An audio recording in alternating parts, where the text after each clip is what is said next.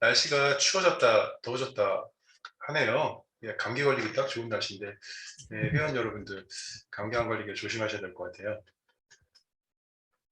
어제는 또 추웠다가 오늘은 또 더웠다가 그러네요.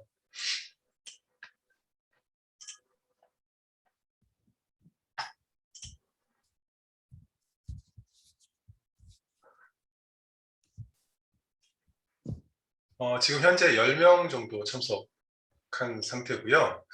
어떻게 한 1, 2분 정도 더 기다렸다가 할까요? 회장님, 어떤가요? 네, 그렇게 하시죠. 예, 네네.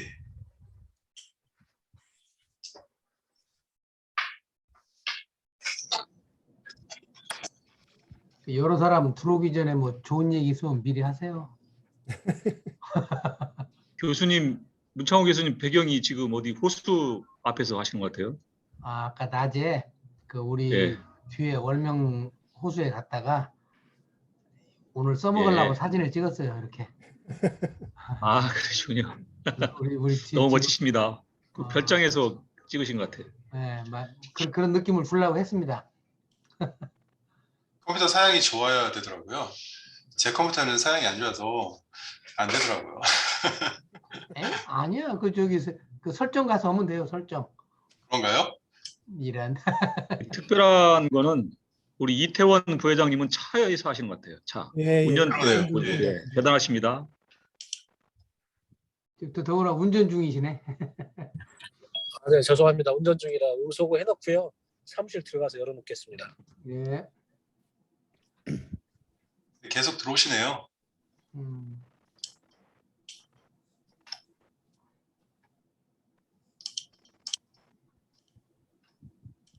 반갑습니다. 예, 안녕하세요. 반갑습니다.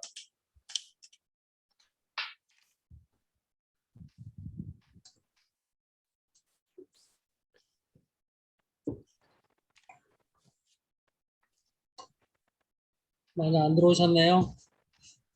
예.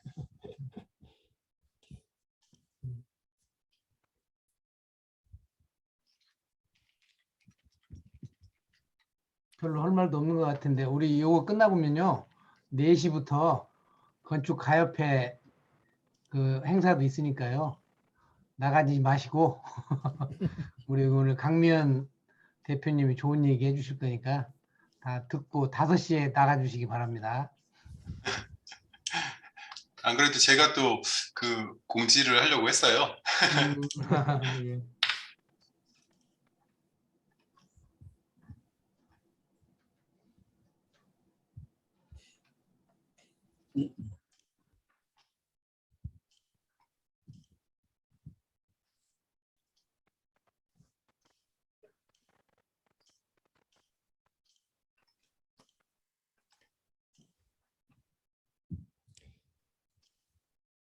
시간을 이렇게 수요일 날 오후로 잡으니까 다들 바쁘셔가지고 참석하기가 쉽지 않으신 그런 상태인 것 같습니다. 예.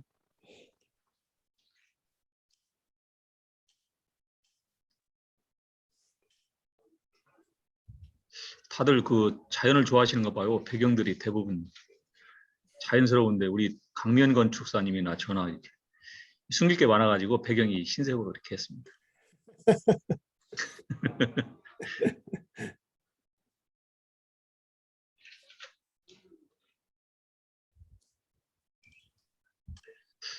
그 저희 지금 건축문화재 작품 전시회 가요.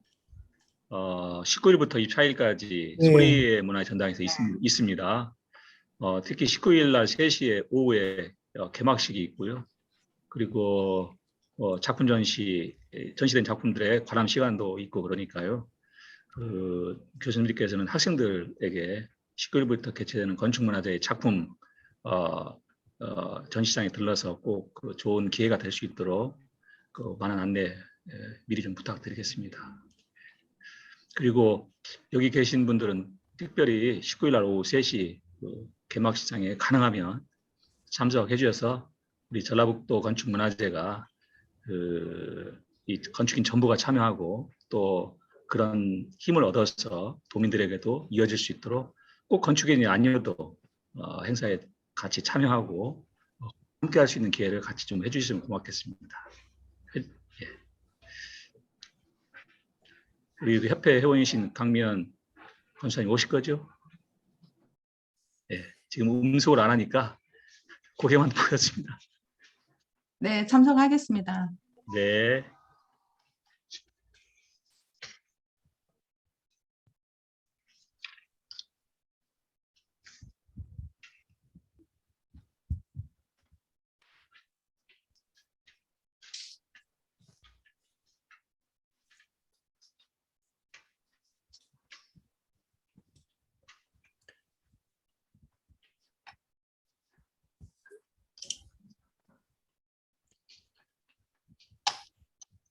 시간이 그래도 좀 경과해서 시작하시면 어떨까요? 네. 예, 알겠습니다. 그러면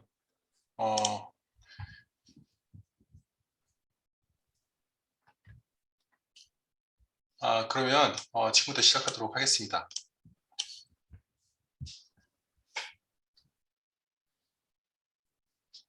지금부터 2021년 대한건축학회 전북지회 추계 학술 발표 대회를 시작하겠습니다.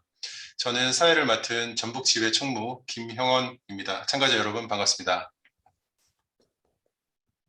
대한건축학회 전북지회에서는 작년에 이어서 올해에도 사회적 거리두기라는 정부 시책에 협조하는 의미로 추계 학술 발표 대회를 공지한 대로 실시간 온라인 발표의 형식으로 실시하게 되었습니다. 회원 여러분들께 모쪼록 유익한 시간 되시길 바라면서 참여해 주신 여러분께 다시 한번 심심한 감사의 말씀을 올립니다. 그리고 전북지회 추계 학술 발표 대회가 끝나면 바로 이어서 전북건축가회에서 주최하는 전북건축 포럼이 이어지겠습니다. 지금 참여 중이신 분들께서는 접속한 채로 계속해서 이어서 전북건축 포럼에도 참여해 주시면 대단히 감사하겠습니다. 국민의례는 시간 관계상 생략하도록 하겠습니다. 그리고 웹인 소개도 생략하도록 하겠습니다. 대신 참가해 주시는 여러 회원 여러분들께 감사의 말씀 드리겠습니다.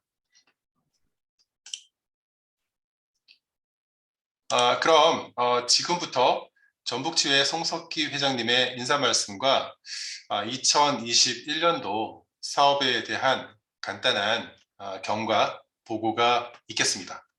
회장님 부탁드립니다. 예, 감사합니다. 네, 여기 함께 해주신 여러 교수님들 그리고 또 저희 사회표 회장님 또 가협표 회장님 또 여러 건축사님들 또 이렇게 만나 뵙게 돼서 반갑습니다.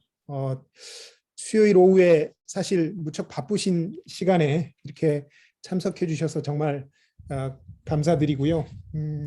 저희가 이제 매년 그 가을에 하는 학술대회는 전북건축문화재 행사의 일환으로 저희가 매년 이렇게 전북도청에서 이렇게 매년 만나 왔었습니다. 작년하고 올해는 지금 전북도청에서 이제 그렇게 함께 자리를 할 수가 없어서 저희가 작년 올해 이렇게 온라인으로 개최를 하고 있는데요. 그러다 보니까 사실 이제 이 시간대에 같이 이렇게 가볍게 참석하시기에 또 어쩌다 보니까 더 잘 이렇게 안 되는 것 같은 점도 있고 그래서 여러 가지로 송구스럽고 죄송한 마음입니다. 이제 저희가 추계학술대회 행사는 오늘 이런 행사로 진행을 하겠고요. 그 이전에도 사실 작년 올해 코로나 때문에 직접 이렇게 회원님들을 뵙고 하는 행사들을 그렇게 할 수는 없었습니다. 이제 주로 회장단이나 또 이 각 대학의 학과장님들 평의사 중심으로 이렇게 뵙고 말씀 이제 경과 보고도 드리고 이렇게 했었는데요. 지회 연합회 같은 경우도 이제 비슷했습니다. 그래서 다 같이 이렇게 예년처럼 그렇게 다 같이 모이기가 어려워서 회장단 중심으로 이렇게 만났었고요. 지난 봄에는 저희 이제 전북지회 주관으로 고창에서 이렇게 회장단들 만났었습니다. 그리고 이제 그 이후로 강원도에서 여름에 했었고요.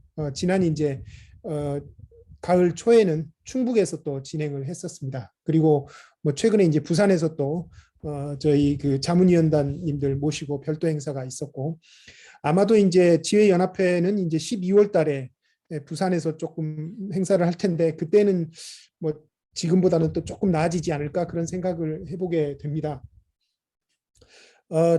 전북지회에서 그 올해 이제 했던 것들 중에 그런 그 연합회라든지 학회 본회에 참석하는 거 이외에 뭐 가장 컸던 게 그 공감하우스라고 하는 프로젝트였습니다. 그 대한건축학회 본회에서 이제 어떻게 보면 그 전문가들의 사회 공헌 학회 차원의 어떤 공헌 프로그램으로 어떤 사연들을 좀 받아서 지역에 있는 주택들을 이렇게 이제 수리해 주는 그런 것들을 좀 진행을 했었고요. 올해 이제 강원도하고 충북, 서울 이쪽에서 진행이 됐고, 저희도 이제 하나를 해서 군산 옥구에 있는 이렇게 나이 드신 할머니 한 분이 사시는 댁을 이제 이렇게 좀 수리를 해드렸었습니다. 그래서 그 과정에서 우리 저기 김영원 교수님이 또 현장에서 많이 노력해 주셨고, 또 저희 이제 뭐 많은 분들이 이렇게 도움을 주셔가지고 또 저희 그 군산에 있는 유택규 사장님이시라고 저희 이제 군산대 산업대학원 나오셨는데요. 또 직접 이제 시공하는 일도 도와주시고 해서 상당히 잘 이렇게 마무리가 됐었던 것 같습니다. 뭐 그리고 잘 아시겠지만 이제 이번 10월 말에는 지금 여수에서 본학회 행사가 지금 꽤 길게 이렇게 진행이 될 예정입니다. 그 행사도 이렇게 항상 관심 가져주시기 바랍니다. 오늘은 지금 추계학술 발표 대회 두 분을 모셨습니다. 그래서 먼저 이렇게 그 전주대학교의 함성일 교수님 발표해 주실 텐데요. 함성일 교수님께서는 이제 올 초에 그 전주대학교에 부임하셔서 이제 새로 이렇게 활동을 시작하고 계신데요. 이 직전에는 이제 호남대학교에 또 잠깐 근무를 하셨었고, 이제 어떻게 보면 저기 광주 전남지회에서 전북지회로 이렇게 옮겨오신 상황이 되겠습니다. 그리고 이제 두 번째 발표해 주실 분은 우리 이영창 선생님이신데, 군산에서 지금 설계사무소 하고 계시고요. 군산대학교에서 지금 석사과정 중에 있으십니다. 이렇게 두 분 발표 이렇게 부탁드려서 흔쾌히 허락해 주셔서 감사드립니다. 예, 이렇게 간단하게 인사 말씀 이걸로 가름할까 합니다. 아마도 11월 달 되면 이제 조금 어떻게 상황이 더 나아질지 모르겠는데요. 그렇게 되면 저희가 아마 연말에 송년회는 조금 지금과는 조금 나은 방식으로 또 할 수 있지 않을까 그런 기대를 해봅니다. 그때 되면 다시 한번 인사드리겠습니다. 감사합니다.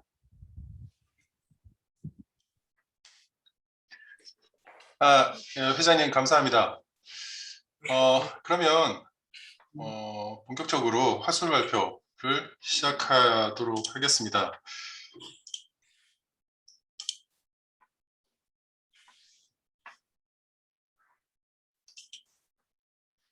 세션은 두 개의 세션이 준비가 되어 있습니다.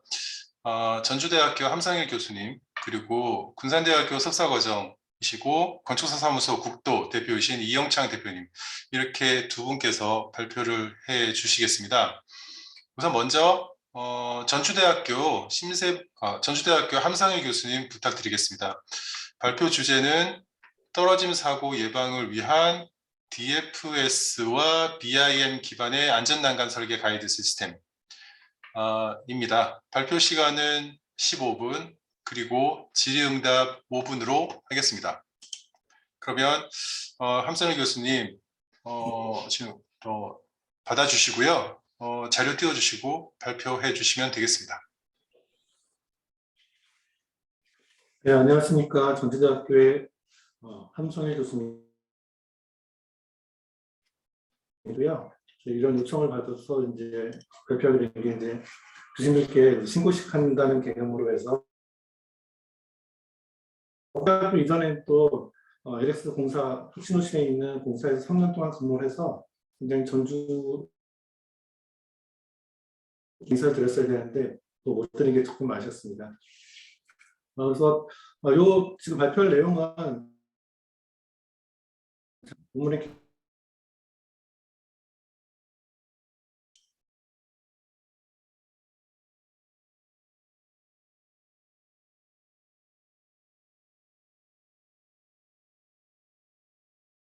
한 교수님 다시 한번 공유해 주시겠어요?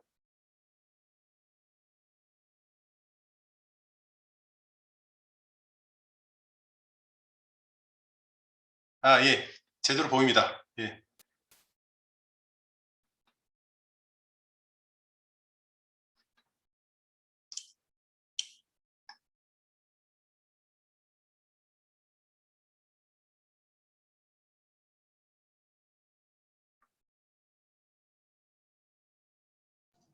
오디오가 안 켜진 것 같습니다. 함 한 교수님. 교수님 목소리가 안 들립니다. 오디오가 안 켜졌습니다.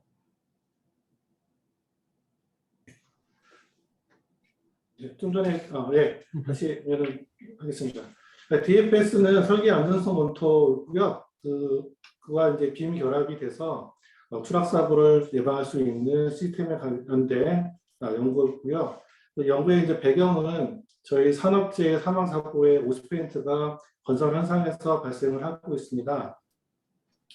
그래서 이런 이제 건설 산업 그 재해를 감소시키기 위해서 설계 안정성 원토 DFS라는 제도가 수립되고 있고요.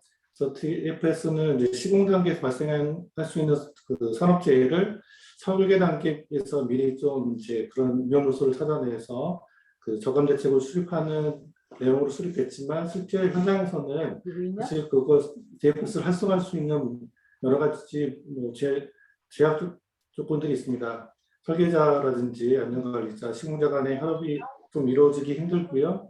또 이제 DFS 수행에 대한 이제 효율성과 결과에 대한 신뢰도가 아직은 좀 낮은 상태고요. 또한 이제 비용이 발생하기 때문에 설계자에 대한 이제 업무가 가중되는 면이 있고요. 이제 DFS는 일반적으로 실시 성립계 단계에서 수행이 됨으로써 그것을 미리 이제 저감 대책 수립할 수 있는 시간적 여유가 많이 없는 부분이 있습니다. 그래서 저희는 이제 이러한 문제를 협업의 문제, 이런 문제들을 빔 기반으로 해서 이제 보완을 하려고 하고요.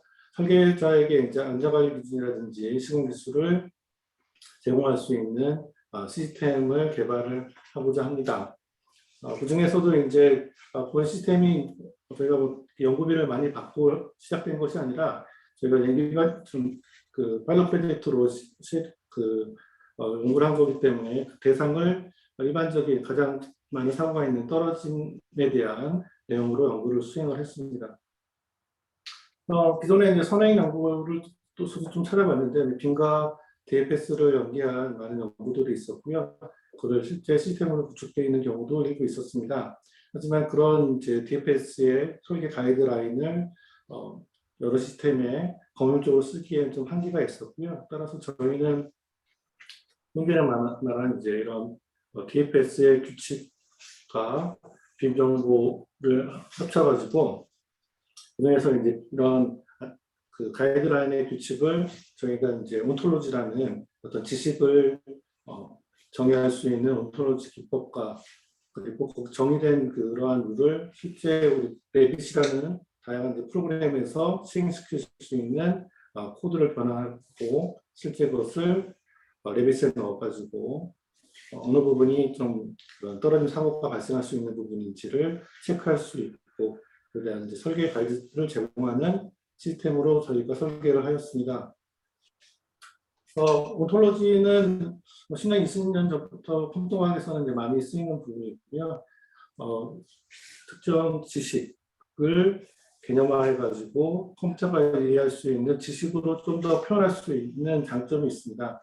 실제 그런 룰을 바로 프로그램 코드로 변환할 수 있지만 그렇게 되면 그런 그 환경에 따라서 뭐 레빗이든 아니면 다른 빔 환경에 따라서 그것을 적용하기가 좀 어려운 점이 있습니다. 그래서 저희는 온톨로지로 해서 지식을 정의할 수 있는 기본 그 플랫폼으로 잡았고요.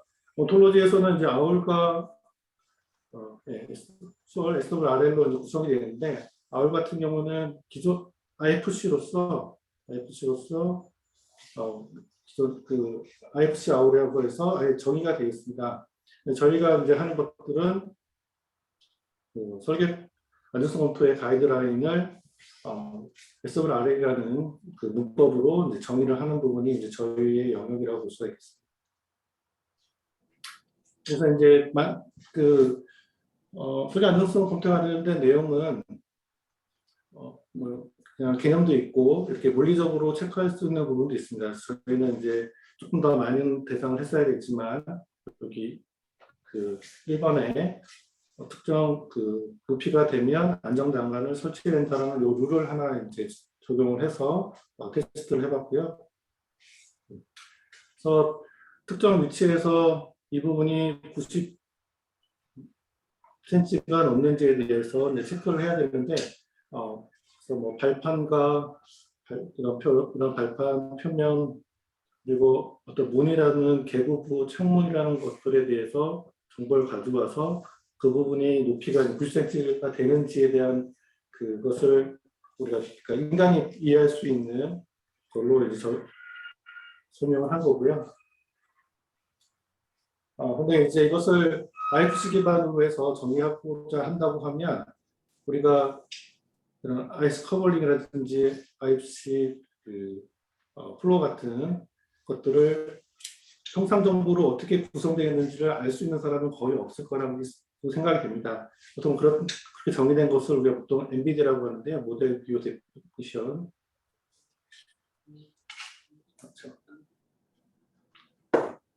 그래서 그것을 다 찾아보고 뭐 이해해야 되지만 그보다는 클릭했을 때 그 정보의 관계를 이렇게 표현할 수 있는 뷰를 개발을 해가지고요.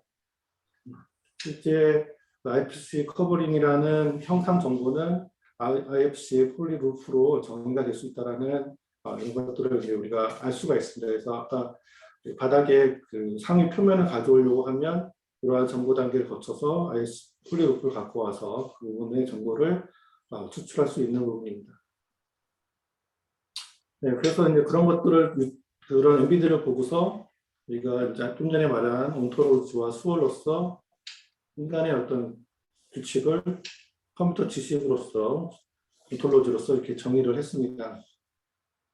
이 부분에 대해서도 그래서 보통 이제 수어에서도 좀 계속 좀 어려운 용어가 나오는데요. 그런 함수를 정의할 수 있는 어떤 연산에 대해서 정의할 수 있는 기본 문법이 있지만 IFC에 대한 그런 문법에 대한 함수에 대한 정의가 없기 때문에 저희가 추가적으로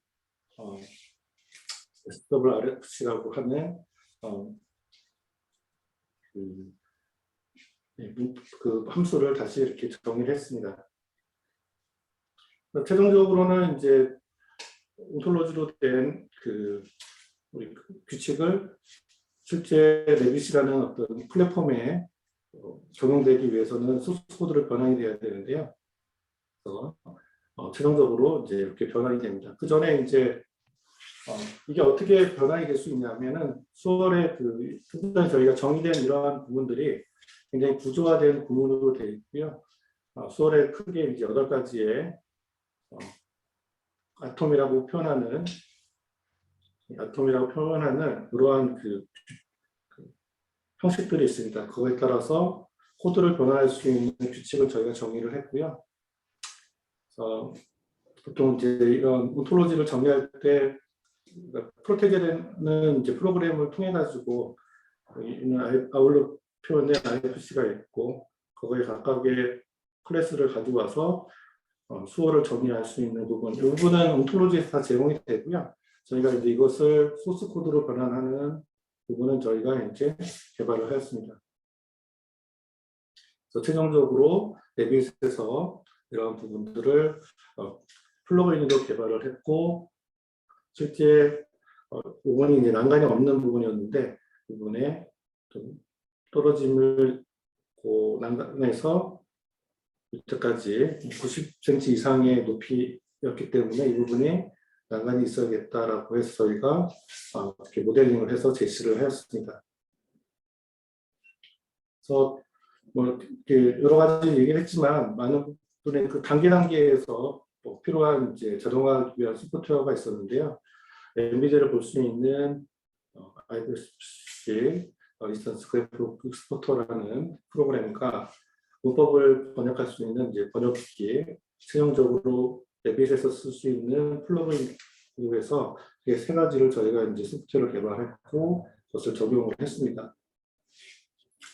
그래서 이제 저희 연구의 의의라고 하면 이런 DFS 활성화를 위해서 빔과 DFS를 결합해서 이제 안전사고를 줄일 수 있는 하나의 어떤 시스템. 여기서는 이제 하나 정도의 그 룰을 정의했지만 그런 이제 방법론을 통해 가지고 많은 룰을 적용하고 그것이 이제 번역됨으로써 다양한 시스템이 적용되면 좀 더 보편적으로 활용 가능한 시스템이라고 생각이 되고요. 그래서 그런 다양한 소프트웨어에 적용될 수 있고요. 하지만 이제 연구의 한계도 존재합니다. 아까도 말씀드렸듯이 일부 그 연구의 그 한계가 있었기 때문에 추락 사고에 대한 대상만을 제시했다는 부분. 그래서 지금 저희가 이제 또 다른 후속 연구로서 다른 룰도 검토를 할 수 있는 시스템을 계속 개발을 하고 있습니다. 저희 연구 주제는 여기로 마치도록 하겠습니다. 좀 어려운 내용으로 진행해가지고 재미가 많이 없었을 것 같은데.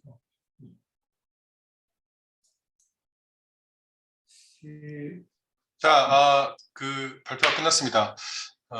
질의 시간인데요. 한 5분 정도 질의 시간이 있습니다.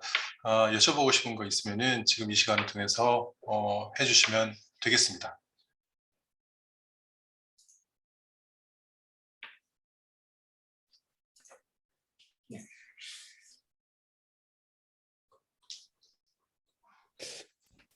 예, 교수님 오늘 말씀해 주신 이런 그 내용이 일종의 어떻게 보면 그러니까 어떤 설계가 이렇게 완료가 됐을 때 그 설계 자체에서 저런 말씀해 주신 저런 안전 사고와 관련된 부분들을 이렇게 어떻게 보면 스크린할 수 있는 그런 어떤 절차로서 유용하게 될 것인지 아니면 설계 과정에서 저거 자체를 같이 쓰게 되는 건가요? 어떤 단계에서 이게 이제 DFS 제도라고 해서 네네. 발주처에서 이제 이런 설계 안전성 검토를 받으라고 하는 제도가 있고요. 그래서 실제는 이제 도면을 보면서 그런 부분을 체크해야 되는데 저희는 이제 그런 부분들을 이제 어느 정도 규모의 건물에 대해서는 빔이라는 그런 그 모델이 의무화됐기 때문에 그 빔 모델로서 모든 부분에 대해서 검토는 안 되지만 이렇게 물리적인 어떤 형상을 가지고 검토할 수 있는 부분은 빔 그 모델 가지고 할 수 있지 않을까라고 해서 저희가 연구를 진행하는 부분이고요. 지금은 이제 빔으로 이제 그 조달 같은 경우에 제공은 하지만 그 빔 데이터를 활용하는 면에서는 많이 부족한 것 같습니다. 그래서 저희가 그런 데이터를 좀 더 어떻게 더 활용도를 높일까 하는 관점에서 연구를 시작을 했습니다.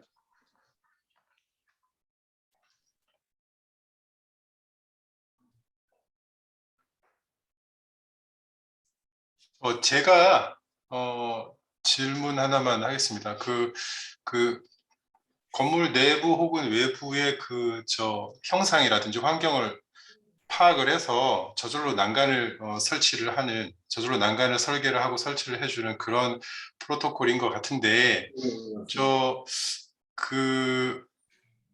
무조건 이 난간을 저절로 설계를 해버리나요? 예를 들면 사람이 전혀 접근하지 않아서 난간이라든지 이런 부분에 대한 걱정이 전혀 필요 없는 이런 부분도 난간을 저절로 이렇게 설치를 해버리는 건가요? 아까 이게 이제 조금 좀 더 이제 깊이 개발이 된다고 하면 이제 공정에 따라서 이 부분에 어떻게 보면 완성된 도면이 아니라 각각 그 공사의 어떤 그 시간대에 따라서 떨어질 수 있는 부분이 좀 다를 것 같아요. 이제 아직까지는 이제 그런 부분들이 적용이 되지 않았는데 각 공정에서 또는 아니면 추락망이라든지 이런 것까지 실제 시공에 대한 정보까지 제공이 되면 훨씬 더 이제 유용할 것 같고요.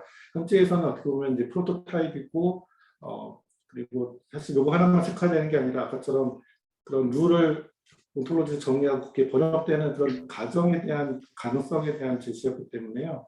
그리고 이제 여기에 사람이 간다 아니다까지도 뭐 한다고 하면 문을 통해 가지고 그 부분에 접근이 가능한지까지도 뭐 더 체크를 해야 되는 부분일 것 같습니다. 예, 알겠습니다. 또 다른 분 혹시 질문 있으시면 질문해 주십시오.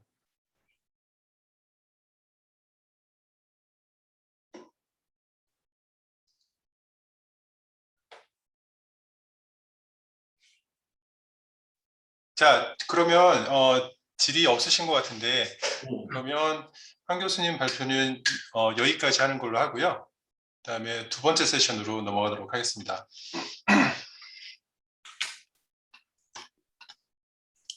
두 번째 세션은 건축사 사무소 국도 대표이시고 지금 현재 구산대학교 석사과정이신 이영창 대표님께서 발표를 해 주시겠습니다. 발표 제목은요, 주제는 군산 내항 뜬다리 부두의 조성 과정에 대해서 발표를 해 주시겠습니다. 일본으로의 쌀 반출을 계기로 발전하였으며 철도, 도로, 육상 기반 시설과 뜬다리 부두 등 해륙 연결 시설이 건설되어 더 큰 선박의 저항과 하역이 가능하도록 되었습니다. 2018년 8월 6일 국가등록문화재 제719-1호로 등록된 군산 내양 뜬다리 부두는 일제강점기의 군산항의 가장 큰 특징이라고 할 수 있고, 본 발표는 지금까지 남아있는 도면과 공사 사진첩 등으로 살펴본 군산 뜬다리 부두의 조성 과정에 대해서 알아보고자 합니다.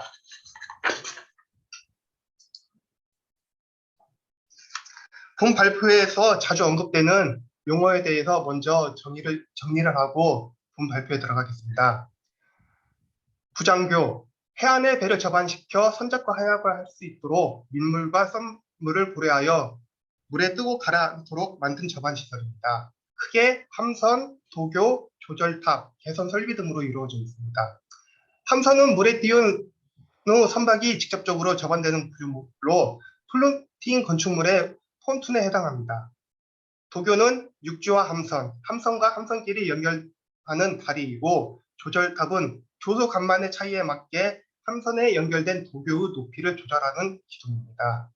개선 설비는 물에 띄운 함선의 위치를 고정하기 위한 설비이고, 함선의 계류를 하기 위해 쓰이는 설비 인체를 말하고 있습니다. 호능토는 콘크리트, 호나기는 콘크리트 윗서, 그 다음에 권양기는 지금 현대건축에서 쓰이는 기중기를 이야기하고 있습니다. 각 부분의 명칭을 사진으로 보면은 호안, 조절탑, 도교의 높이를 조절하는 조절탑, 물에 띄어져 있는 함선 등이 있으며, 이 함선과 함선끼리 또 함선이 바다의 위치를 계속 유지하기 위해서 개세, 괴세주 등 계류 설비들이 있습니다. 이를 또 도면으로 표시를 하면은 갑호함선, 의로함선 등이 물에 띄어져 있고, 호안에서 연결이 되는 도교와 이 도교의 높이를 조절하는 조절탑이 있습니다. 호안에서 의로함선까지 연결되는 도교는 각종 도교로 명칭되어 있으며, 갑호함선끼리는 을종도교, 갑호함선과 의로함선은 병종도교로 연결되어 있습니다. 군산 내양 뜬다리 부두는 군산항 축항 공사 과정에서 조성되었습니다. 1932년 준공 당시에는 총 3개의 뜬다리 부두가 조성되었고, 호안에서 55.3m의 위치에 약 70m 길이의 접안시설을 형성하였습니다. 최소 수심은 4m 이상을 확보를 하였고, 철근 콘크리트 함선 5척을 연결하여 한 기의 뜬다리를 부두를 조성하였습니다. 이를 시간적인 순서로 풀어보면은 군산 뜬다리 부두의 주요 부분인 함선, 부속도교 개선 설비는 1927년부터 32년 준공까지 이루어졌으며, 개선 설비는 34년부터 추후 유지관리 측면에서 도면이 작성되었습니다. 또 추가적으로 함선을 제조하기 위한 각종 가설 장비인 비계, 권양기, 호나기, 그 다음에 사로, 함대 인양 설비 등이 있습니다. 뜬다리 부두의 주요 부분인 함선에 대해서 설명드리겠습니다. 1927년 최초 함선이 설계되었습니다. 뜬다리 부두 한 기당 콘크리트 함선 3척으로 제조되고 구성되는 뜬다리 부두였습니다. 총 3척으로 구성된 뜬다리 부두 3기와 소형용 소규모 선박용 부두 2기를 해서 총 11척의 함척을 제조하는 계획이었습니다. 함선 한 척은 25.5m, 10.9m, 4.5m 높이의 풀수선 3.2m로 확보하는 계획이었습니다. 왼쪽에 보면은 뜬다리 부두, 최초 뜬다리 부두 설계의 구성을 볼 수 있는 도면입니다. 최초 설계는 총 4장의 도면으로 작성되었으며 첫 번째 도면은 함선의 평면도, 단면도가 나타나 있고 두 번째 도면은 함선의 철근 배근도를 볼 수 있습니다. 세 번째 도면은 계류 설비를 의 상세도가 나타나 있으며 네 번째 도면은 부장교의 전체 구성을 계획하였습니다. 이 27년에 계획된 설계는 28년 설계 변경이 이루어졌습니다. 28년에는 가포 함선이 변경되었고 의로 함선이 최초로 계획되었는데 기존에 계획된 함선이 가포 함선으로 명칭이 변경되었습니다. 그리고 높이가 20cm, 홀수선이 30cm 더 높이 되는 걸로 설계 변경이 이루어졌고 추가로 계획된 함선은 의로 함선으로 명명하고 총 6척이 계획되었습니다. 도교 2기가 각각의 의로 함선에 연결되고 의로 함선에서 가포 함선으로 3척이 연결되는 구조로 계획되었습니다. 뜬다리 부두 3기와 소규모 선박용 부두 2기를 해서 총 17척의 함선을 제조하는 계획을 가졌습니다. 가포 함선은 총 3장의 도면, 의로 함선은 총 2장의 도면으로 계획되었습니다. 해당 도면을 보면은 평면도, 의로 함선의 평면도와 단면도, 그다음에 선박을 보호하기 위한 방현제의 상세도와 그다음에 뜬다리 부두 1기의 구성을 볼 수 있습니다. 오른쪽 도면은 철근 배근도가 나타나 있습니다. 1931년에는 두 번의 설계 변경이 이루어졌습니다. 각각 의로 함선의 변경과 병호 함선의 추가 사항인데 이는 순차적으로 진행되었다기보다는 거의 같은 시기에 이루어졌다고 보시면 됩니다. 먼저 의로 함선의 변경 사항에 대해서 말씀드리면 전체적인 수량은 유지되었으나 부분적인 변경이 있었고 그중 가포 함선은 11척에서 10척으로 축소되었습니다. 이는 소규모 선박용 부두가 2개에서 1기로 변경된 결과이고 전체적인 뜬다리 부두 1기의 구성은 가포 함선 1척과 병호 함선 2척, 의로 함선 2척으로 1기의 뜬다리를 구성하는 방식이었습니다. 총 2장의 도면이 작성되었으며 도면의 구성은 앞에 본 도면과 똑같이 평면도, 단면도, 방현제의 상세도, 전체 뜬다리 부두 1기의 구성도와 두 번째는 철근 배근도가 있습니다. 또 31년에 두 번째로 이루어진 설계 변경은 병호 함선이 추가되었습니다. 이 병호 함선은 기존의 가포 함선의 길이를 축소하고 명칭을 변경한 것입니다. 25.5m였던 가포 함선이 20.4m로 5.1m 더 줄은 규모로 축소화된 겁니다. 소규모 선박용 부두는 아예 백지화가 되었고 그래서 기제조된 가포 함선 1척과 병호 함선 8척, 그 다음에 의로 함선 6척 해서 총 15척의 함선을 제조하는 계획으로 이 설계 변경으로 인하여 준공기간이 1년이 연장되었습니다. 병호 함선의 도면은 기존 도면 구성과 비슷하게 평면도, 중단면, 횡단면, 방현제의 상세도가 나타나 있습니다. 두 번째 도면은 병호 함선의 철근 배근도입니다. 이상 함선에 대한 설명을 마치고 주요 구성의 하나인 부속도교에 대해서 계속 발표하겠습니다. 부속도교는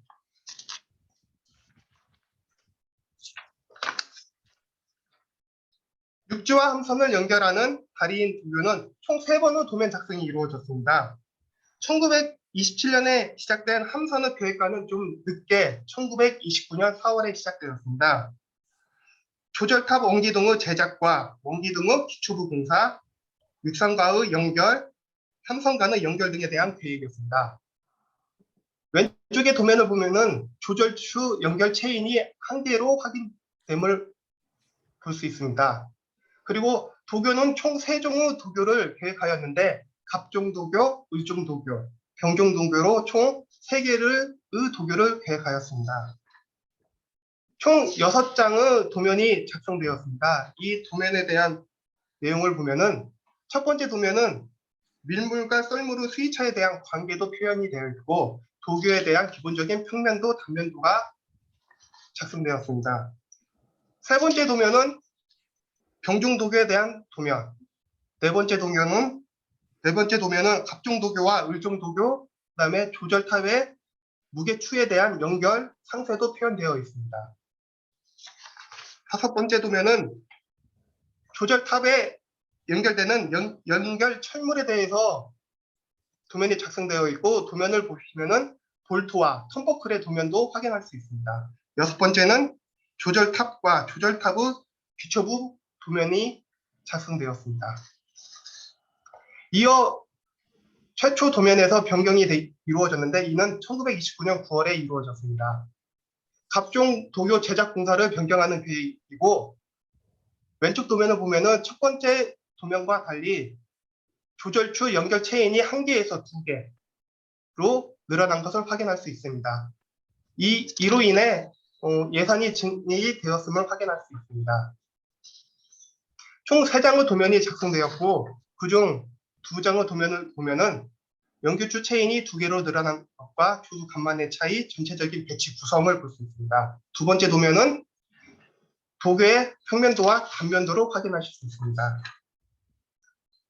1930년 5월에 또 설계 변경이 이루어졌습니다. 이 설계 변경은 도교의 높이를 조절하는 조절탑을 선박에서의 충돌에서 안전을 확보하기 위해 추가적으로 원기둥이 1개씩 추가되었습니다.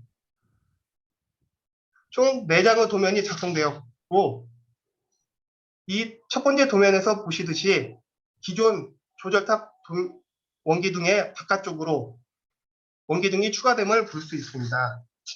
두 번째 도면은 조절탑의 철근 배근도, 그 다음에 기초 저면에 조절탑을 세우기 위한 말뚝 도면까지도 확인을 할 수 있습니다. 이상 구속도교의 연도별 건설 과정을 말씀드리고,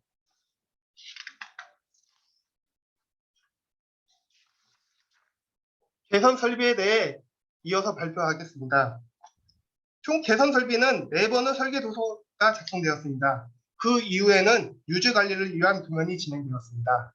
1927년에 작성된 도면은 정확히 개선 설비를 위한 직접적인 도면은 아닙니다. 그렇지만은 철근 콘크리트 함선을 계류하기 위한 계획이 담겨져 있습니다. 함선 한 척당 2개의 말뚝으로 고정된 원통형 블록을 포항 구조물 끝에 계획하였습니다. 그래서 총 도면을 보시면은 6개의 원통형 블록을 보실 수가 있습니다. 1928년에는 의로함선에 적용된 개선 설비를 볼 수 있습니다. 준설 공사를 실시하였고, 콘크리트 함선을 계류하기 위한 해저에 말뚝으로 고정된 원통형 블록과 앵커를 설치하는 계획이었습니다. 호안에는 6개의 원통형 블록도 설치되었습니다. 총 32년까지 진행될 계획이었고, 첫 번째 도면은 원통형 블록의 기초부와 연결 철물의 상세도가 나타나 있고, 두 번째 도면은 블록 및 앵커의 전체 배치를 보실 수 있습니다. 31년에 변경된 도면에는 병호 함선에 조성되어 있는 개선 설비라고 보시면 됩니다. 철근 콘크리트 함선을 계류를 위한 원통형 블록이 동일하게 설치되었고, 좀 변경된 부분이라면 원통형 블록이 원뿔 대형의 블록으로 변경되었고, 또 개선 부프형 원뿔 대형 블록도 추가적으로 설치되었습니다. 이로 인해 공사기간이 1년 더 연장되었고, 예산은 15만 7천 원으로 증액되었습니다. 첫 번째 도면은 뜬다리 부두 3개의 계류 설비의 전체 배치를 보실 수 있습니다. 계류 설비가 설치된 단면도 확인하실 수 있습니다. 원통형 블록이 원뿔 타입의 블록으로 변경되어 있음을 확인할 수 있습니다. 1934년에도 개선 설비가 설계 변경이 이루어졌습니다. 이때 가장 큰 변경은 의로함선과 병호함선을 연결하는 도교가 길어졌다는 겁니다.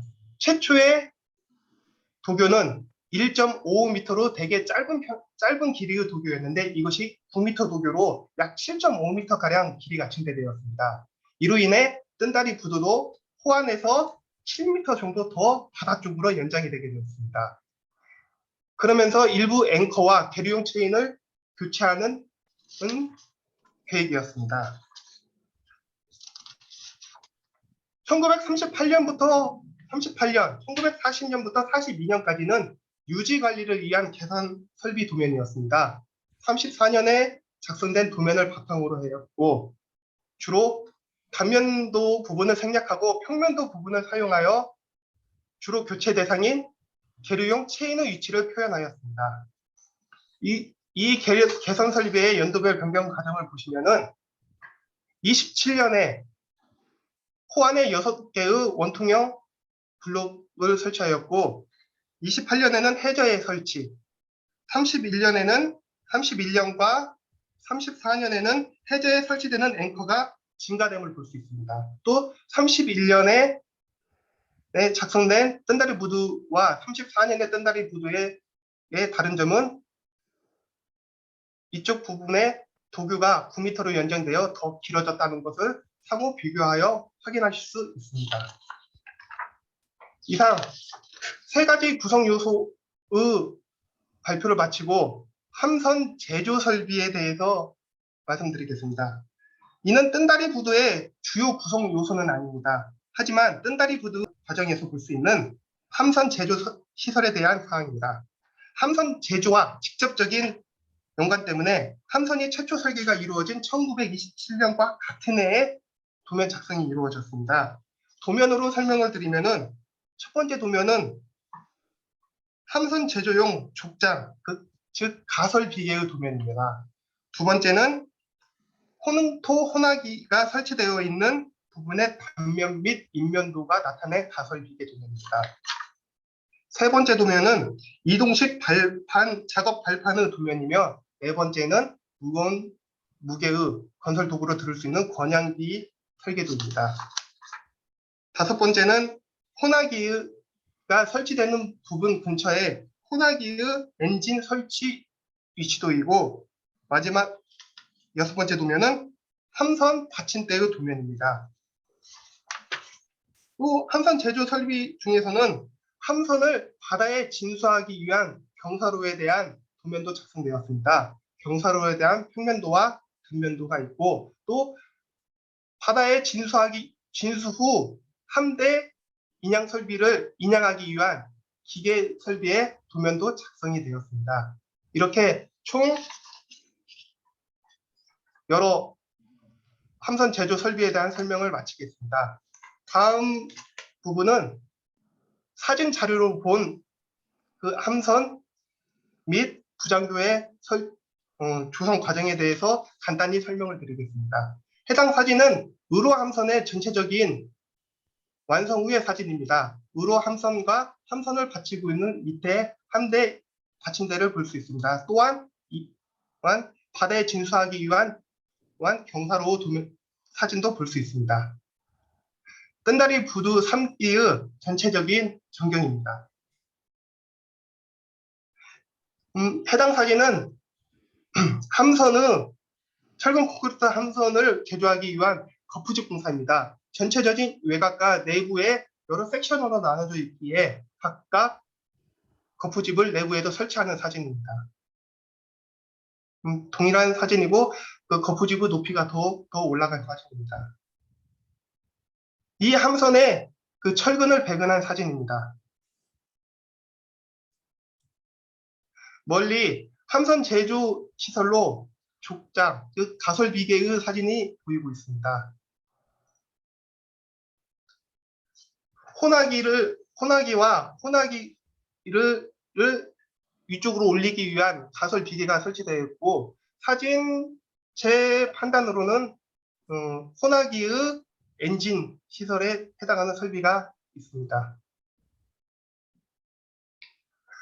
족장의 전체적인 사진이고 바다로 진수하기 위한 경사로가 있습니다.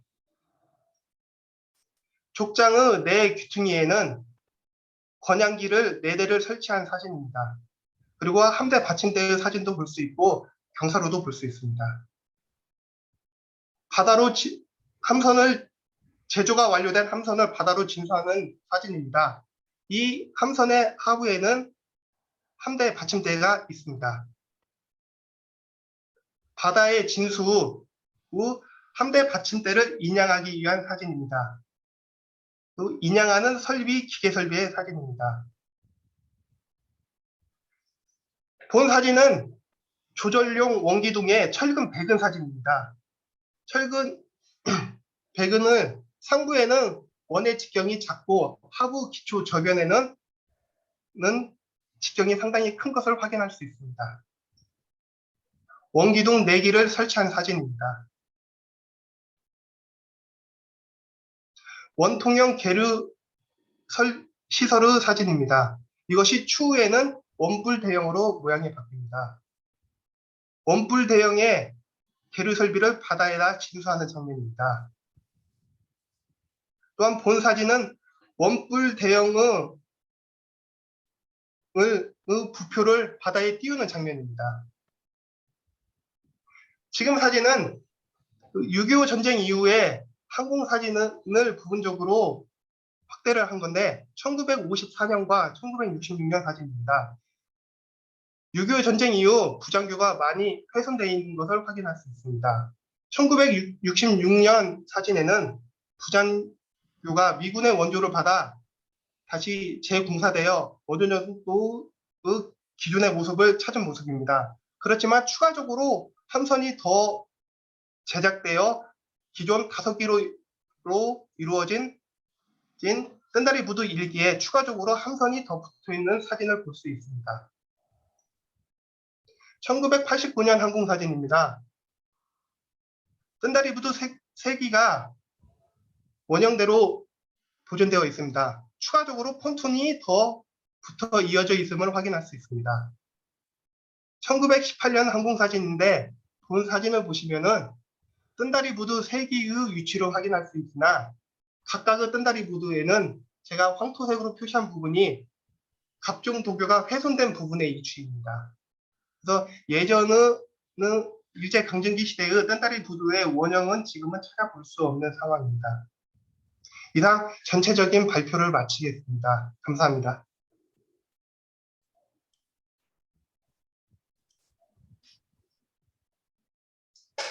예, 이영창 대표님 수고 많으셨습니다. 예, 발표 잘 들었습니다. 혹시 질문 있으신 회원분께서는 질문해 주시면 감사하겠습니다.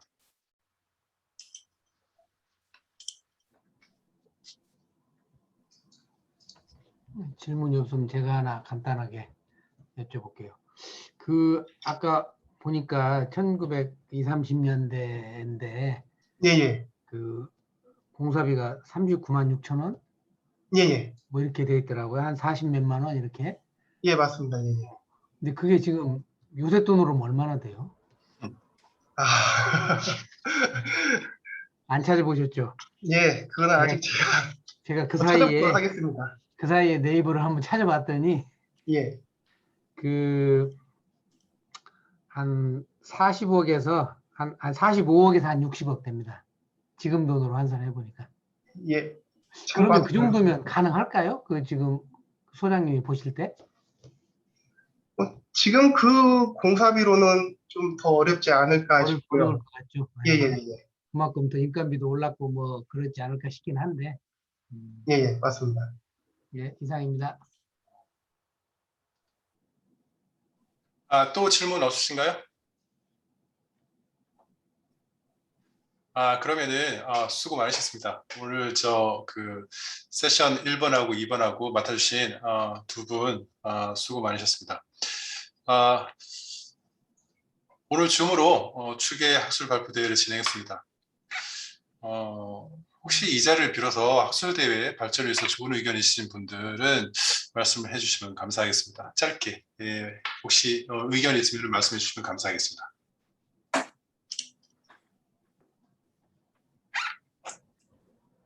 괜찮으신가요?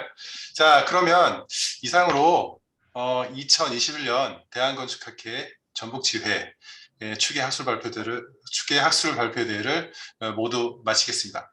참여해 주신 회원 여러분 모든 분들께 진심으로 감사 말씀드리겠습니다. 바로 이어서 전북건축학회에서 주최하는 전북건축포럼이 이어지겠습니다.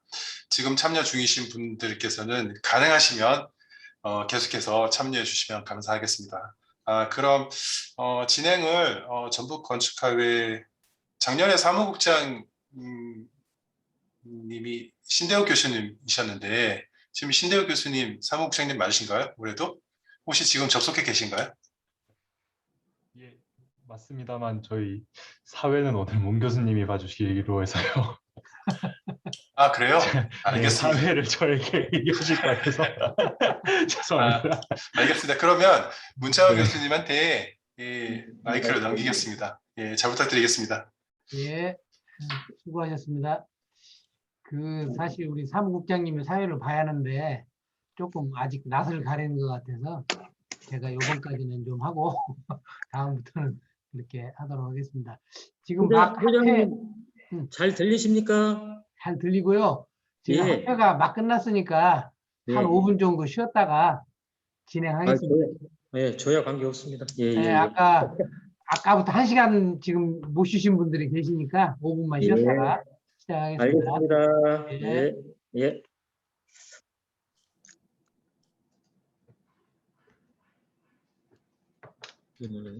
됐다.